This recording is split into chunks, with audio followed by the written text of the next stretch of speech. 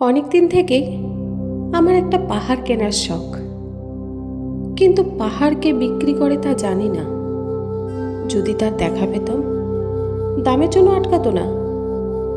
আমার নিজস্ব একটা নদী আছে, সেটা দিয়ে দিতাম পাহাড়টার বদলে। কে না জানে পাহাড়ের চেয়ে নদীর দামে বেশি, পাহাড় স্থানও নদী বহমান। তবু আমি নদীর বদলে পাহাড়টাই কিনতাম, কারণ আমি ঠুকতে চাই। নদীটাও অবশ্য কিনেছিলাম একটা দ্বীপের বদলে।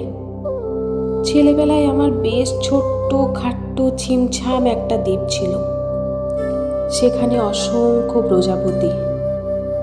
শৈশবে দ্বীপটি ছিল আমার বড় প্রিয়। আমার যৌবনে দ্বীপটি আমার কাছে মাপে ছোট লাগলো।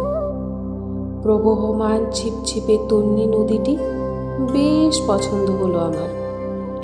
বন্ধুরা বলল, ওইটুকু একটা দ্বীপের বিনিময়ে এত বড় একটা নদী পেয়েছিস, খুব জিতেছিস তো মাইরি। তখন জয়ের আনন্দে আমি বিহ্বল হতাম। তখন সত্যিই আমি ভালোবাসতাম নদীটিকে। নদী আমার অনেক প্রশ্নের উত্তর দিত, যেমন, বলো তো আজ সন্ধেবেলা বৃষ্টি হবে কি না। সে বলতো, আজ এখানে দক্ষিণ গরম হাওয়া, শুধু একটি ছোট্ট দ্বীপে বৃষ্টি। সে কি প্রবল বৃষ্টি, যেন একটা উৎসব। আমি সেই দ্বীপে আর যেতে পারি না। সে জানতো, সবাই জানে, শৈশবে আর ফেরা যায় না। এখন আমি একটা পাহাড় কিনতে চাই। সেই পাহাড়ের পায়ের কাছে থাকবে গহন অরণ্য। আমি সেই অরণ্য পার হয়ে যাব।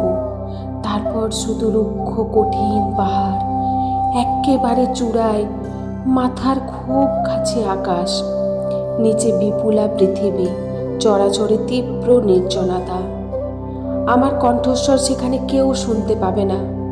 আমি ঈশ্বর মানি না, তিনি আমার মাথার কাছে ঝুঁকে দাঁড়াবেন না।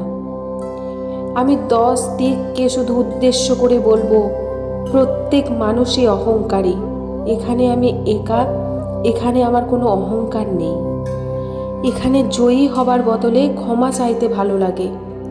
হে 10 দিক, আমি কোনো দোষ করিনি, আমাকে ক্ষমা করো।